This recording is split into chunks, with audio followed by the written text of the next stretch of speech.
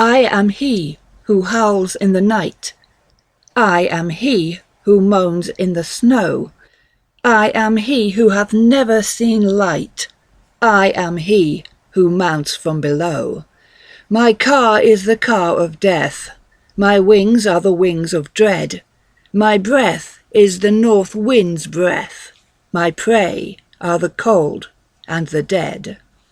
In old Auvergne, when schools were poor and few, and peasants fancied what they scarcely knew, when lords and gentry shunned their monarch's throne for solitary castles of their own, there dwelt a man of rank whose fortress stood in the hushed twilight of a hoary wood. De Blois his name, his lineage high and vast, a proud memorial of an honoured past. But curious swains would whisper now and then that Sir du Blois was not as other men. In person dark and lean, with glossy hair, and gleaming teeth that he would often bare, with piercing eye and stealthy roving glance, and tongue that clipped the soft sweet speech of France. The Sir was little loved and seldom seen, so close he kept within his own demesne the castle servants, few, discreet and old, full many a tale of strangeness might have told, but bowed with years, they rarely left the door wherein their sires and grandsires served before. Thus gossip rose, as gossip rises best, when mystery imparts a keener zest. Seclusion oft the poisoned tongue attracts, and scandal prospers on a dearth of facts. 'Twas said the Sir had more than once been spied alone at midnight by the river's side, with aspect so uncouth and gaze so strange that rustics crossed themselves to see the change. Yet none, when pressed, could clearly say or know just what it was, or why they trembled so. De Blois, as rumour whispered, feared to pray, nor used his chapel on the Sabbath day. Howe'er this may have been, 'twas known at least, his household had no chaplain, monk, or priest. But if the master lived in dubious fame, twice feared and hated was his noble dame, as dark as he, in features wild and proud, and with a weird supernal grace endowed. The haughty mistress scorned the rural train who sought to learn her source, but sought in vain. Old women called her eyes too bright by half, and nervous children shivered at her laugh. Richard the dwarf, whose word had little weight, vowed she was like a serpent in her gait, whilst ancient Pierre, the aged often laid all her husband's mystery to her. Still more absurd were those odd muttered things that calumny to curious listeners brings, those subtle slanders, told with downcast face and muffled voice, those tales no man may trace. Tales that the faith of old wives can command, though always heard at 6th or 7th hand. Thus village legend darkly would imply that Dame de Blois possessed an evil eye, or going further, furtively suggest a lurking spark of sorcery in her breast. Old Mère Allard, herself half witch, once said the lady's glance worked strangely on the dead. So lived the pair, like many another too that shun the crowd and shrink from public view. They scorned the doubts by every peasant shown, and asked but one thing, to be let alone. 'Twas Candlemas, the dreariest time of year, with fall long gone and spring too far to cheer, when little Jean, the bailiff's son and heir, fell sick and threw the doctors in despair. A child so stout and strong that few would think an arm might carry him to death's dark brink. Yet pale he lay, though hidden was the cause, and Galens searched in vain through nature's laws.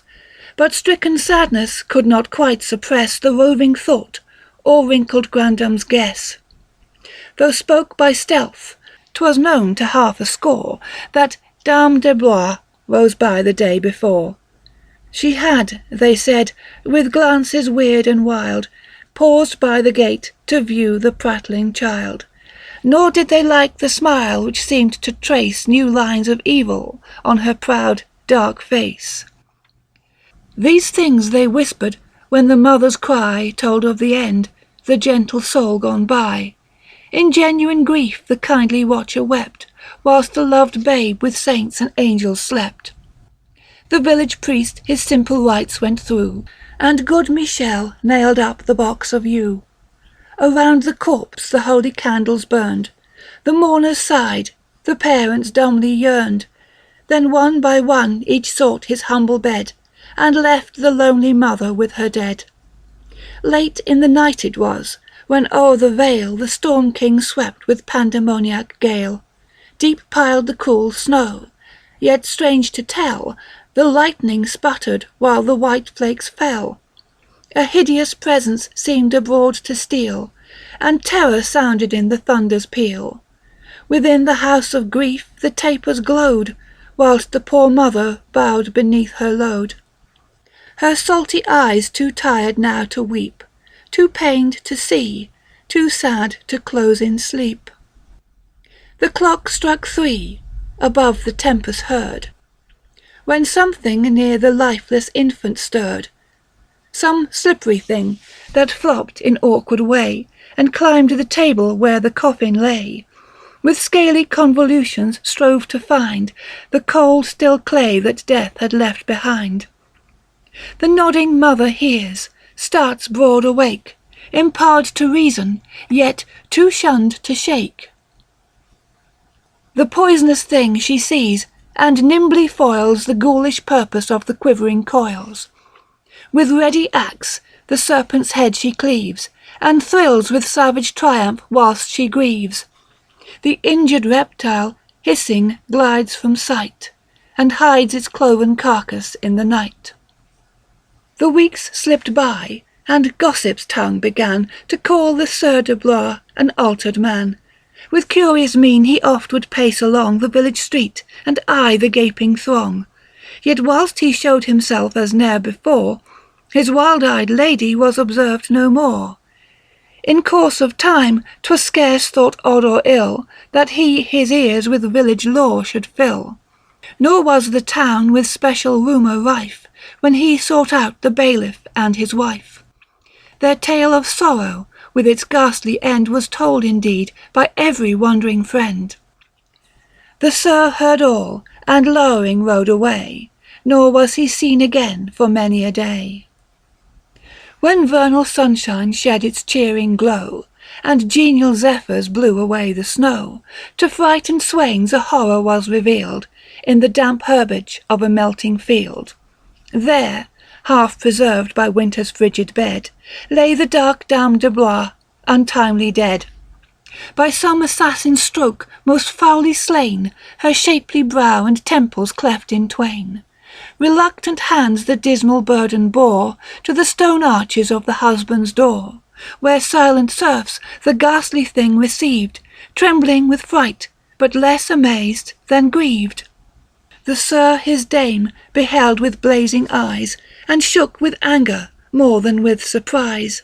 At least 'tis thus the stupid peasants told their wide-mouthed wives when they the tale unrolled. The village wondered why de Blois had kept his spouse's lost unmentioned and unwept. Nor were there lacking slanderous tongues to claim that the dark master was himself to blame. But village talk could scarcely hope to solve a crime so deep, and thus the months revolve. The rural train repeat the gruesome tale, and gape and marvel more than they bewail. Swift flew the sun, and winter once again with icy talons gripped the frigid plain. December brought its store of Christmas cheer, and grateful peasants hailed the opening year. But by the hearth as Candlemas drew nigh, the whispering ancients spoke of things gone by. Few had forgot the dark demoniac lore of things that came the Candlemas before, and many a crone intently eyed the house wherein dwelt the saddened bailiff and his spouse. At last the day arrived, the sky o'erspread with darkening messengers and clouds of lead. Each neighbouring grove Aeolian warnings sighed, and thickening terrors broadcast seemed to bide. The good folk, though they knew not why, would run swift past the bailiff's door, the scene to shun. Within the house the grieving couple wept, and mourned the child who now for ever slept. On rushed the dusk in doubly hideous form, borne on the pinions of the gathering storm. Unusual murmurs filled the rainless wind, the rising river lashed the troubled shore. Black through the night the awful storm god prowled, and froze the listener's lifeblood as he howled. Gigantic trees like supple rushes swayed, whilst for his home the trembling cotter prayed. Now falls a sudden lull amidst the gale, with lessening force the circling currents wail. Far down the stream that laves the neighbouring mead burst a new ululation, wildly keyed. The peasant train a frantic mien assume, and huddle closer in the spectral gloom, for each strained ear the truth too well is known. For that dread sound can come from wolves alone. The rustics close attend, whene'er they think a lupine army swarms the river's brink. From out the waters leap a howling train that rend the air and scatter o'er the plain. With flaming orbs the frothing creatures fly, and chant with hellish voice their hungry cry. First of the pack a mighty monster leaps, with fearless tread, and martial order keeps. The attendant wolves his yelping tones obey, and form in columns for the coming fray. No frightened swain they harm, but silent bound with a fixed purpose o'er the frozen ground. Straight course the monsters through the village street, unholy vigour in their flying feet. Through half-shut blinds the sheltered peasants peer, and wax in wonder as they lose in fear. The excited pack at last their goal perceive, and vexed the air with deafening clamour cleave. The churls astonished watch the unnatural herd flock round a cottage at the leader's word. Quick spreads the fearsome fact, by rumour blown, that the doomed cottage is the bailiff's own. Round and round the howling demons glide, whilst the fierce leader scales the vine-clad side. The frantic wind its horrid wail renews, and mutters madly through the lifeless yews. In the frail house the bailiff calmly waits the ravening horde, and trusts the impartial fates. But the one wife revives with curious mien, another monster and an older scene. Amidst the increasing wind that rocks the walls, the dame to him the serpent's deed recalls. Then, as a nameless thought fills both their minds, the bare-fanged leader crushes through the blinds. Across the room, with murderous fury rife, leaps the mad wolf and seizes on the wife. With strange intent he drags his shrieking prey close to the spot where once the coffin lay. Wilder and wilder roars the mounting gale that sweeps the hills and hurtles through the vale. The ill-made cottage shakes, the pack without dance with new fury in demoniac rout. Quick as his thought, the valiant bailiff stands above the wolf, a weapon in his hands. The ready axe that served a year before now serves as well to slay one monster more. The creature drops inert with shattered head, full on the floor, and silent as the dead, the rescued wife recalls the dire alarms and faints from terror in her husband's arms. But as he holds her, all the cottage quakes, and with full force the Titan tempest breaks. Down crash the walls, and o'er their shrinking forms burst the mad revels of the storm of storms. The encircling wolves advance with ghastly pace, hunger and murder in each gleaming face. But as they close, from out the hideous night flashes a bolt of unexpected light. The vivid scene to every eye appears, and peasants shiver with returning fears. Above the wreck the scatheless chimney stays, its outline glimmering in the fitful rays. While o'er the hearth still hangs the household shrine, the Saviour's image and the cross divine.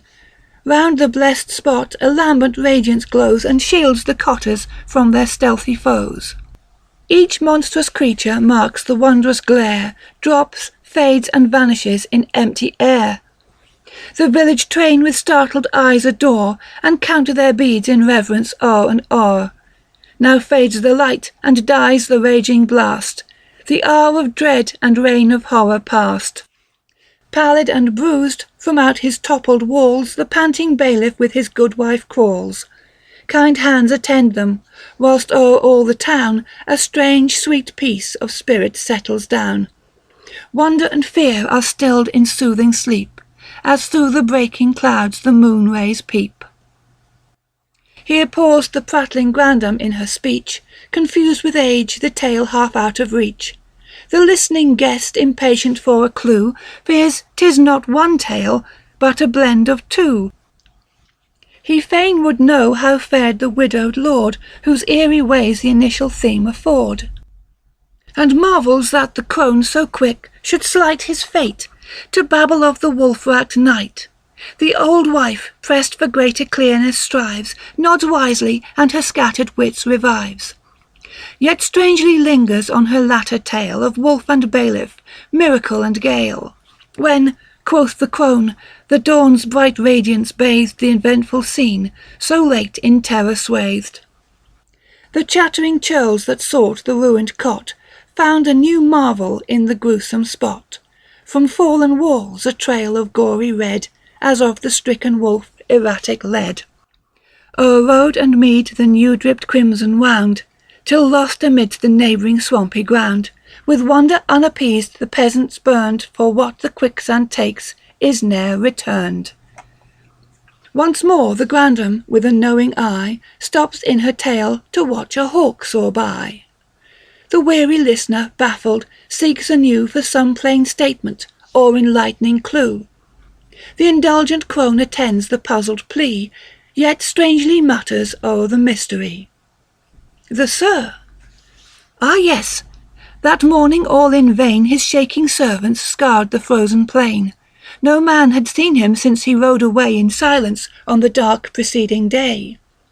His horse, wild-eyed with some unusual fright, came wandering from the river-bank that night. His hunting hound, that mourned with piteous woe, howled by the quicksand swamp, his grief to show. The village folk thought much, but uttered less. The servants' search wore out in emptiness. For Sir de Bois, the old wife's tale is o'er, was lost to mortal sight for evermore.